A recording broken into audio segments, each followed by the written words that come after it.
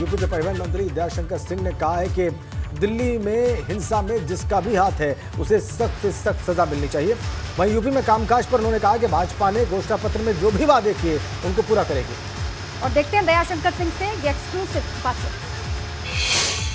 उत्तर प्रदेश के परिवहन मंत्री दयाशंकर सिंह हमारे साथ बातचीत के लिए मौजूद हैं। सर, अगर बात करें तो आपको परिवहन मंत्रालय दिया गया है, स्थिति ज़्यादा बेहतर नहीं है। 100 दिन का एजेंडा बना रहे हैं, क्या आप बना रहे हैं परिवहन विभाग को लेकर के? देखिए, उत्तर प्रदेश के यात्रियों को बेहतर सुविधा मिले, समय से हमारी जो है बसें चलें, बसों में सब साफ सफाई रहे और कम पैसे में ज़्यादा दूरी हमारे उत्तर प्रदेश की जनता तय कर सके, यही हमारी जो है कोशिश रहेगी। और उत्तर प्रदेश की बहुत सारी अभी भी जो ग्रामीण इलाकों में बसें नहीं चलती हैं, जहां पर अभी प्राइवेट बसें सेवा भी नहीं है, ऐसे 12,000 उत्तर प्रदेश में गांव हैं, वहां पर परिवहन निगम की बसें चलानी हमारी प्राथमिकता होगी। आने वाले दिनों में उत्तर प्रदेश का एक गांव भी नहीं बचेगा जहां पर बस सेवा न रहे। बड़ा नेटवर्क है परिवहन विभाग का, लेकिन घाटे में भी है। किस तरीके से उसको आप लोग भरपाई करेंगे, किस तरीके से फायदे मिलाएंगे और किस तरीके से आगे चलाएंगे? देखिए, उत्तर प्रदेश परिवहन निगम फायदे के लिए काम नहीं करता है। प्रदेश की 25 करोड़ जनता की किस तरह से बेहतर सेवा हो सके, उसके लिए परिवहन विभाग काम करता है। अभी कोरोना काल में जब प्राइवेट बसें बंद हो गई थी और उत्तर दिल्ली के मुख्यमंत्री केजरीवाल जी ने उत्तर प्रदेश, बिहार, असम के जो हमारे बहुत सारे भाई दिल्ली में थे, जिनको उन्होंने बॉर्डर पर छोड़ दिया, उस समय परिवहन निगम की बसें माननीय योगी आदित्यनाथ जी ने 12,000 बसें लगा करके उनके घरों तक पहुंचाने का काम किया। हमारे जो कोटा में उत्तर प्रदेश के जो विद्यार्थी थे, जो पढ़ने के लिए गए थे, घर पे नहीं आ पा रहे थे, उनको परिवहन निगम की बसें जा करके उनके घर तक सुरक्षित पहुंचाया। इलाहाबाद के हमारे जो प्रतियोगी छात्र थे उनको पहुंचाया। तो आप ये समझिए कि परिवहन निगम केवल पैसा कमाने के लिए नहीं है, फायदे में लाने के लिए नहीं है, ये संकट के साथी है। दर्शन बीरपाल के साथ अविनाश तिवारी, एबीपी गंगा, दिल्ली। और वही कानपुर की बात करते हैं। कानपुर में राम मंदिर आंदोलन से जुड़े पूर्व सांसद रामविलास वेदांती ने बड़ा बयान दिया है। रामविलास वेदांती ने उन्होंने लाउडस्पीकर पर मचे बवाल को लेकर कहा कि अगर लाउडस्पीकर पर अजान होती है तो लाउडस्पीकर पर हनुमान चालीसा भी होनी चाहिए। बिल्कुल। और इस दौरान रामविलास वेदांती ने दिल्ली में भड़की हिंसा को भी सोची समझी साजिश करार दिया है और साथ साथ कांग्रेस पर आरोप लगाया है कि पश्चिम बंगाल, झारखंड और गुजरात में हुई हिंसा भी कांग्रेस की साजिश का नतीजा थी। रामविलास वेदांती हमारे साथ हैं, उनसे बात करते हैं। जी, ये बताइए कि जो समसामयिक घटना हो रही है, दिल्ली में घटना हुई, कल हनुमान जी की शोभा यात्रा में पथराव हो गया, हिंसा हो गई, उसको किस तरह से? देखिए, मैं बताऊं ना, मैं इसी शुभ संदेश को देने के लिए यहाँ पर आया हूँ और मैं चाहता हूँ कि जो दुर्भावना, जो सांप्रदायिक विद्वेष खड़ा करके कांग्रेस ने लगातार 75 वर्षों तक हिंदू समाज को आपस में लड़ाया, हिंदू मुसलमानों को आपस में बांटा और हिंदू मुसलमानों के बीच जो षड्यंत्र किया, उसी षड्यंत्र के तहत अभी रामनवमी के दिन श्री राम शोभा यात्रा में पश्चिम बंगाल में, झारखंड में, मध्य प्रदेश में, महाराष्ट्र में, गुजरात में और राजस्थान में जो दुर्घटनाएं हुई हैं, ये राजनीतिक प्रेरित है। ये कांग्रेस की सोची समझी दुर्नीति है। लेकिन कांग्रेस इस बात को समझ नहीं पा रही है कि मैं अपने पैर पर ही कुल्हाड़ी मार रहा हूँ। दिल्ली की जो घटना हुई उस पर क्या कहें? दिल्ली की जो दुर्घटना नहीं है, ये दिल्ली की दुर्घटना को अंजाम देने के लिए पहले से ही ये कांग्रेस और केजरीवाल की तैयारी थी। ये अंतर्राष्ट्रीय साजिश के तहत कांग्रेस ने इस कार्यक्रम को बनाने का प्रयास किया। आखिरी सवाल आपसे ये कि अजान को लेकर के और हनुमान चालीसा के पाठ को लेकर, लाउड स्पीकर को लेकर बड़ा विवाद चल रहा है, आपका क्या पक्ष? देखिए, हम कोर्ट की बात मानते हैं, संविधान की बात मानते हैं। जब हाई कोर्ट ने कह दिया, सुप्रीम कोर्ट ने कह दिया कि कोई आवश्यक नहीं है कि मस्जिदों में लाउड स्पीकर से अजान किया जाए, विश्व के किसी देश में लाउड स्पीकर से अजान नहीं होती। लाउड स्पीकर पे हनुमान चालीसा ठीक है फिर? देखिए, मैं बताऊँ, ऐसा है कि यदि अजान होती है तो हनुमान चालीसा भी होना चाहिए। वेदांती जी का साफ तौर पे कहना है कि ऐसे लोग जो भारत में रह करके कोर्ट की बात ना माने, संविधान की बात ना माने, उनको भारत में रहने की बिल्कुल भी ज़रूरत नहीं है और ये एक साजिश है। इस साजिश का भी पर्दाफाश होना चाहिए। कानपुर से कैमरामैन पंकज निगम के साथ रतीश त्रिवेदी, एबीपी गंगा। तो रामविलास वेदांती का बयान आपने सुना। इधर एटा में एक बार फिर से राशन घोटाला सामने आ गया है, जहां पर गरीबों को बांटे जाने वाले राशन की कालाबाजारी की वजह से जरूरतमंद लोगों को राशन नहीं मिल पा रहा है। बिल्कुल, और राशन घोटाले को लेकर लग रहे आरोपों के बाद भाजपा सांसद मुकेश राजपूत और भाजपा जिलाध्यक्ष संदीप जैन ने कोटेदारों के गोदाम का औचक निरीक्षण किया, जहां से कोटेदारों को जो राशन भेजा जा रहा है वो तौल में मिला। औचक निरीक्षण के दौरान गेहूं और चावल की बोरी तौल में कम पाई गई। बिल्कुल, 50 किलो की बोरी में करीब 44 किलो चावल मिला और चावल की 50 किलो की बोरी में सिर्फ 43 किलो चावल निकला। अब ये बात सामने आने के बाद भाजपा सांसद और जिलाध्यक्ष ने एटा के डीएम को इस बात की जानकारी दी और मामले में कड़ी कार्रवाई करने की मांग की।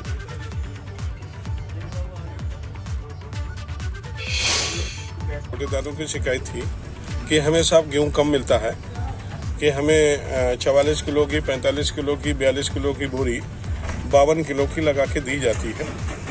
तो इसी संबंध में कभी बैठक थी, तो बैठक में कुछ कोटेदारों ने शिकायत की, तो हम जिलाध्यक्ष जी दोनों इस चीज़ को देखने, क्योंकि जब यही हैं तो मैंने कहा चलो लोग शिकायत रोज करते हैं तो देख भी दिया जाए। तो देखा 1-2 बोरी तो 51 किलो 50 किलो की निकली, लेकिन जो ट्रैक्टर से उतार के देखेगी वो 44 किलो की बोरी निकली।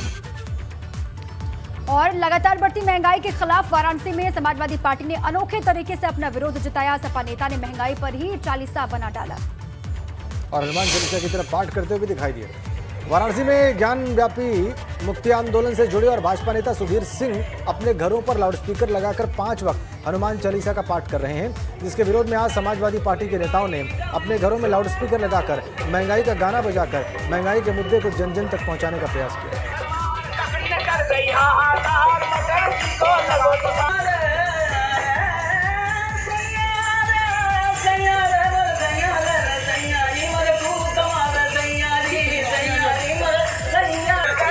सरकार जो महंगाई बढ़ाई हुई है उसके लिए आज हम लोग ये लाउडस्पीकर बजाकर लोगों को संदेश दे रहे हैं कि सखी सैया तो खूब एक कमात है, महंगाई डायन खाए जाते हैं। हमारे इसमें मेन मुद्दा महंगाई है, ना कि हनुमान चालीसा है, ना कि अजान है।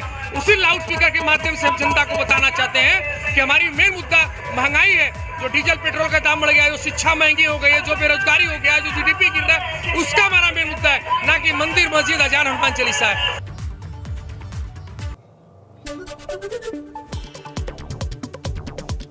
चंपावत सीट से चुनाव लड़ सकते हैं मुख्यमंत्री पुष्कर सिंह धामी। आधिकारिक घोषणा होने का इंतजार।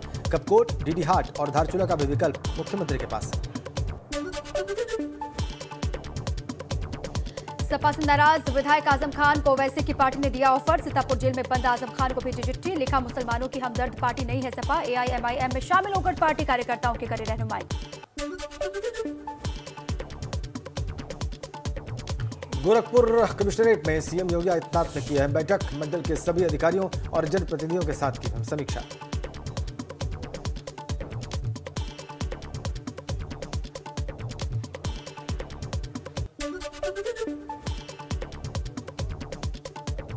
गोरखपुर में सीएम योगी ने लगाया जनता दरबार। दूर दूर से फरियादी लेकर पहुंचे अपनी अपनी समस्याएं, अधिकारियों को दिए समस्याएं दूर करने के निर्देश।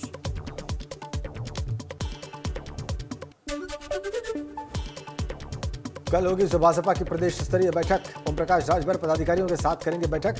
2022 चुनाव परिणाम की समीक्षा और 2024 की तैयारियों पर करेंगे मंथन।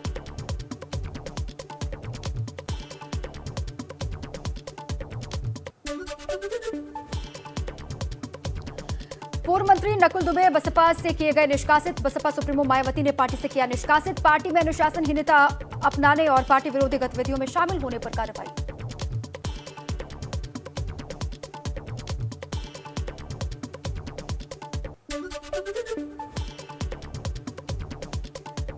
बीएसपी सुप्रीमो मायावती ने संगठन में फिर किए फेरबदल। जोनल कोऑर्डिनेटर की व्यवस्था को किया खत्म। अब हर मंडल में 3-3 प्रभारी बनाए गए। मायावती ने मंडल प्रभारी व्यवस्था को फिर से शुरू किया।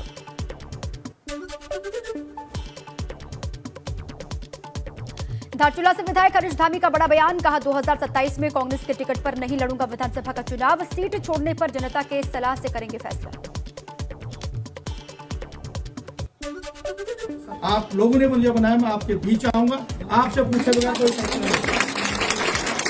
याद नहीं मानिए, जब तक आपको नहीं पूछूंगा आप लोगों को, तब तक मैं सीट छोड़ूंगा नहीं। लेकिन इतना जरूर है कि मैं आज घोषणा कर रहा हूं कि 27 का चुनाव चाहे कांग्रेस की सरकार बन भी रही होगी, मैं कांग्रेस के टिकट पर चुनाव नहीं लड़ूंगा। कॉर्बेट टाइगर रिजर्व के डायरेक्टर राहुल को नोटिस, टाइगर सफारी में अवैध निर्माण और कटान सहित कई गड़बड़ियों का मामला, शासन ने 15 दिनों के भीतर मांगा जवाब। अयोध्या में ऐतिहासिक 84 कोसी परिक्रमा का हुआ आगाज, 500 से ज्यादा साधु संत और श्रद्धालु परिक्रमा में शामिल, 5 जिलों से होते हुए 22 दिन तक चलेगी यात्रा।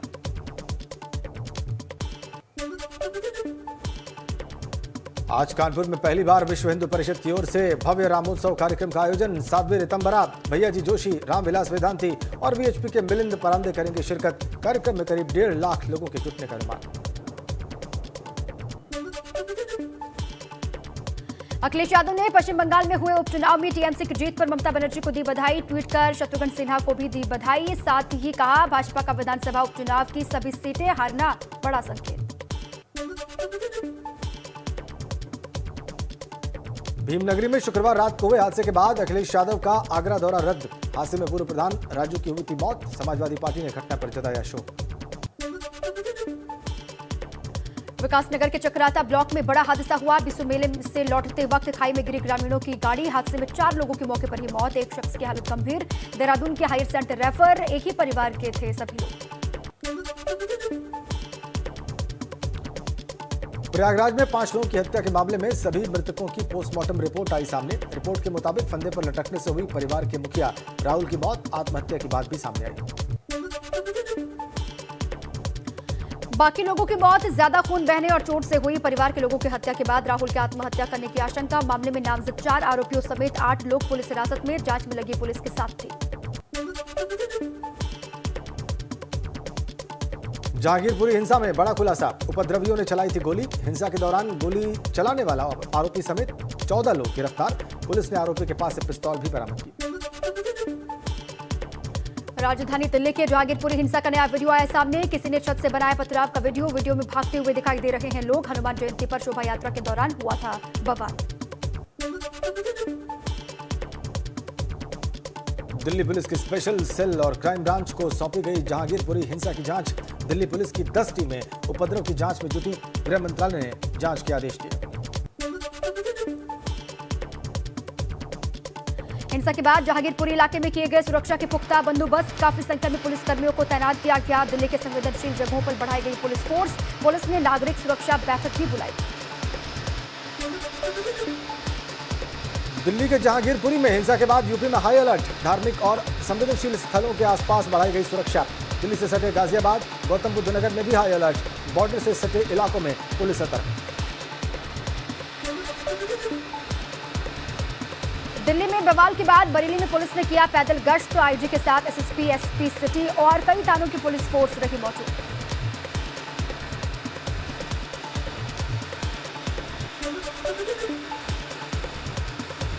दिल्ली में हुए बवाल के बाद ग्रेटर नोएडा में भी मुस्तैद दिखाई दी पुलिस, ग्रेटर नोएडा के परी चौक पर पुलिस ने चलाया सघन चेकिंग अभियान, हर वाहन की चेकिंग जारी।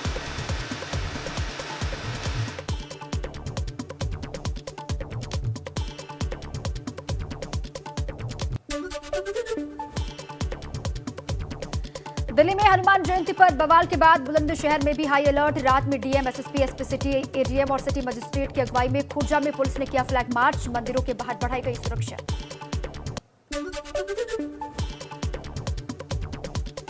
देश की राजधानी में हनुमान जयंती पर हुए पथराव के बाद गुंडा पुलिस सतर्क, एसपी के निर्देश पर जिले के सभी थाने की पुलिस फोर्स ने भीड़ वाले इलाकों में की रात्रि गश्त, लोगों में कराया सुरक्षा का एहसास।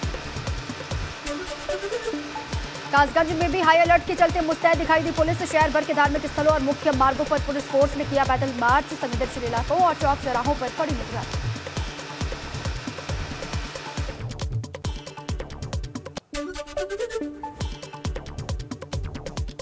आगरा में पुलिस लगातार चला रही चेकिंग अभियान, शहर के अलग अलग हिस्सों में हर आने जाने वाले की चेकिंग कर रही पुलिस।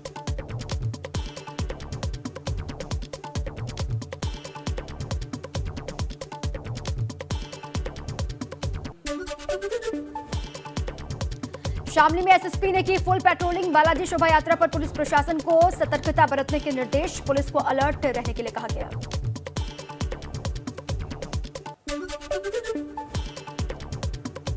गाजियाबाद और दिल्ली की तमाम सीमाओं पर भारी पुलिस फोर्स तैनात। रात को आईजी प्रवीण कुमार ने लिया सुरक्षा का जायजा। सोशल मीडिया पर भी नजर रख रही पुलिस।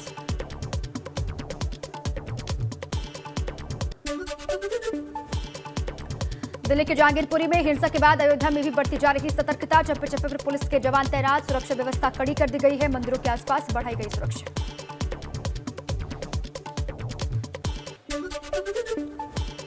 और आगे बढ़ते हैं एक बड़ी अपडेट के साथ। मेरठ से इस वक्त हमारे पास है। वहां के टीपी नगर में एक दर्दनाक हादसे में एक व्यक्ति की मौत हो गई है, जबकि एक गंभीर रूप से झुलस गया है। बताया जा रहा है कि वेल्डर के यहां टैंकर चलाकर वेल्डिंग के लिए पहुंचा था ये व्यक्ति, और इसी दौरान यह हादसा हुआ जिसमें कैंटर चालक की मौत हो गई, जबकि वेल्डिंग करने वाला बुरी तरह से झुलस गया। सूचना पर पुलिस वहां पर पहुंची है। घटना के पीछे सिलेंडर से गैस लीक होना बताया जा रहा है। हादसे की जानकारी लगते ही आसपास के लोगों की भीड़ वहां पर पहुंची। पुलिस पूरे मामले की जांच पड़ताल में जुटी हुई है। वेल्डिंग करने के दौरान यह हादसा हुआ। गैस लीक होने के कारण हादसे की आशंका है और गंभीर रूप से जख्मी है एक व्यक्ति। ये बड़ी और अफसोसनाक अपडेट मेरठ से। वेल्डिंग हादसे में एक की मौत और एक जख्मी।